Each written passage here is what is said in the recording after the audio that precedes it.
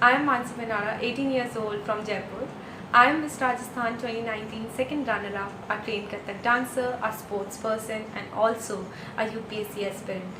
Whenever I say that I am a UPSC aspirant, so many people ask me that how I am able to manage both the things together, क्योंकि modeling और UPSC दोनों ही एक different fields हैं। तो मेरा सिर्फ एक answer होता है कि जैसे माँ दुर्गा के पास सेवरल हैंड्स होते हैं, वो सिंबलाइज करते हैं कि हर एक गर्ल, हर एक फीमेल के पास कैपेबिलिटी होती है, पावर होती है कि वो मल्टीपल टास्क कर सके।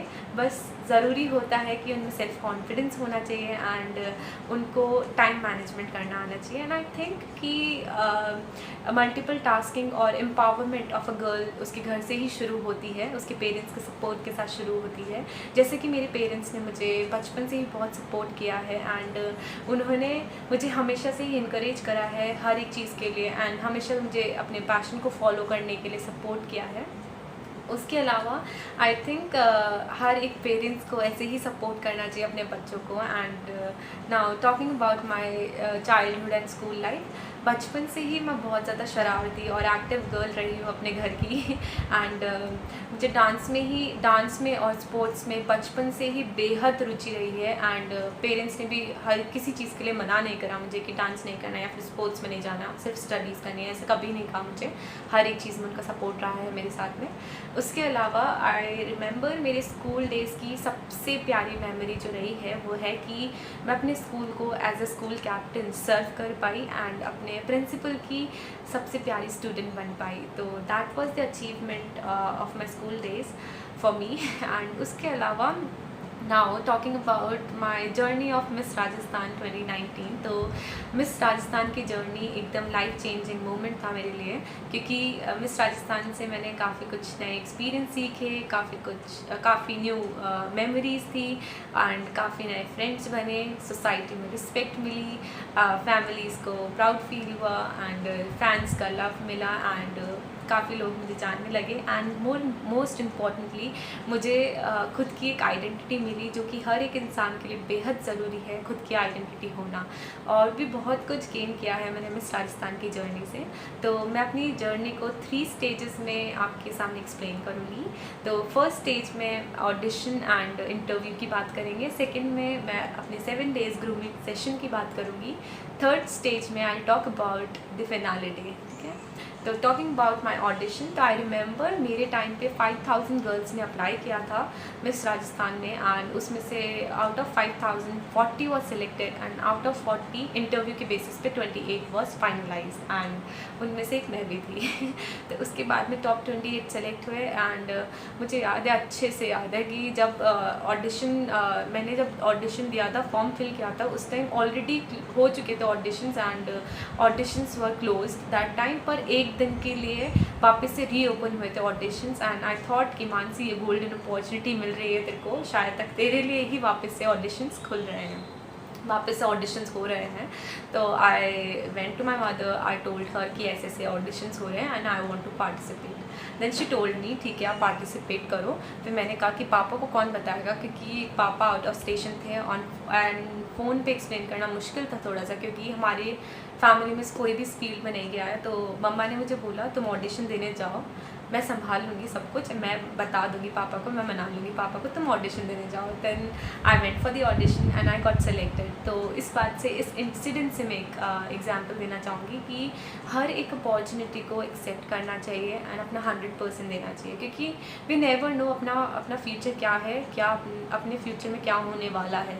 जो अपन सोच के बैठे हैं शायद तक वो ना हो, इसीलिए जो अपॉर्चुनिटीज़ मिलती जाए इनको ग्रैब करते जाओ एंड ज़्यादा से ज़्यादा क्या होगा, फेल होंगे, बट इस फेलियर के डर से ही काफ़ी लोग ट्राई नहीं करते, काफ़ी लोग अपॉर्चुनिटीज़ नहीं लेते। बट मेरी मानो तो अगर आप वो अपॉर्चुनिटी नहीं ले रहे, अगर वो आप स्टेप नहीं ले रहे सिर्फ एक फेलियर के डर से, तो वो आपकी लाइफ का सबसे बड़ा फेलियर होगा। तो you should grab all the opportunities जो भी आपके सामने आ रही है एंड सो आई थिंक हम सबको लेनी चाहिए अपॉर्चुनिटीज़ एंड अपना 100% देना चाहिए, जैसे कि मेरे को मिली अपॉर्चुनिटी एंड मैंने उसमें अपना 100% दिया, सो आई एम हेयर टुडे। तो हर एक पर्सन को अपॉर्चुनिटीज़ ग्रैब करनी चाहिए।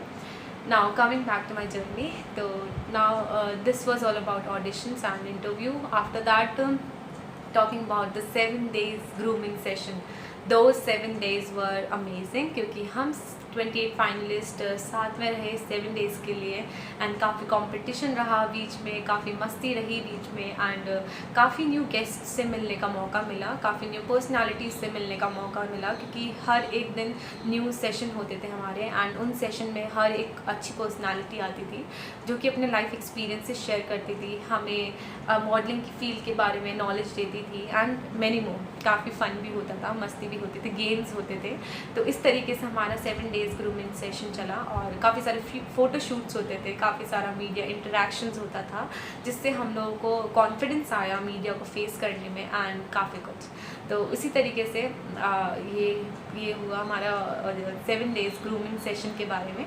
Now talking about the day of finale finale day जिसका हम सबको वेट था और हम सब लोग जिसके लिए फ़ाइट कर रहे थे इतने टाइम से।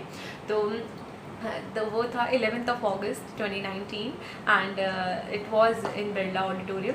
तो हम सब लोग बहुत ज़्यादा एक्साइटेड थे, बहुत ज़्यादा नर्वस थे एंड इवन मिक्स्ड फीलिंग्स थी बहुत ज़्यादा क्योंकि नहीं पता था क्या होने वाला है, किसकी परफॉर्मेंस कैसी जाने वाली है and who will be the winner. जिस चीज़ के लिए हम सब फाइट कर रहे थे उस चीज़ का हम लोग को पता ही नहीं था कि who will be the winner. सबके मन में होप थी कि हम बनेंगे हम बनेंगे हम बनेंगे, बट विनर इज़ वन। तो इसी तरीके से हम सब लोग बहुत ज़्यादा डरे हुए थे, बहुत ज़्यादा मस्ती भी कर रहे थे, बैक स्टेज पे हम लोग डांस भी कर रहे थे और दो मस्ती वस्ती सब चल रही थी and we were enjoying that moment क्योंकि वो पल वापस नहीं आने वाला था। एंड इसी तरीके से हमारे फिनाले वाले दिन 3 राउंड्स हुए थे जिसमें फर्स्ट ट्रेडिशनल राउंड था। ट्रेडिशनल राउंड में टॉप 28 गर्ल्स ने वॉक करी थी, उसके बाद में हमारा टॉप 12 सेलेक्ट हुई है, उसके बाद में टॉप 5 सेलेक्ट हुई।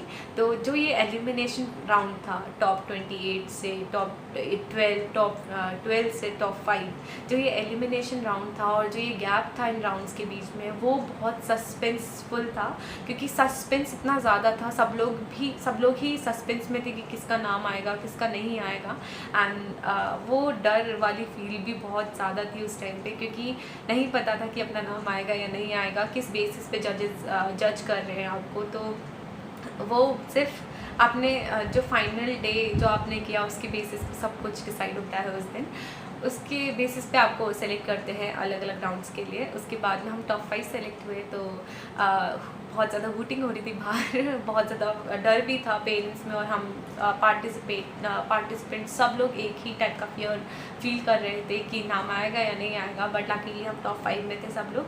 फिर the moment of announcing winners came और उससे पहले क्वेश्चन आंसर्स राउंड हुए थे, उसके बाद में हम लोग का विनर अनाउंस हुए and I was announced as the second runner up of Miss Rajasthan 2019।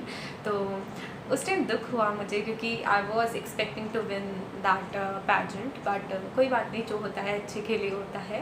And उस टाइम के लिए फीलिंग भी क्वीन वाली आई थी बिकॉज क्राउन आया था सर पे and this means a lot to me. उसके बाद में दुख हुआ था मुझे, बट जब शो एंड हुआ तो जजेस आए स्टेज पे, ऑलमोस्ट सब जजेस आए एंड काफ़ी सारी ऑडियंस में से भी लोग उठ के आए एंड सब ने मुझे बोला कि you are the winner for us, और that was the moment for me कि भले ही आप जीतो या हारो, व्हाट मैटर्स इज़ आपने अपना 100% दिया या नहीं दिया एंड आपसे कितने लोग इंस्पायर हुए। तो वो चीज़ बहुत ज़्यादा इम्पॉर्टेंट थी मेरे लिए उस टाइम।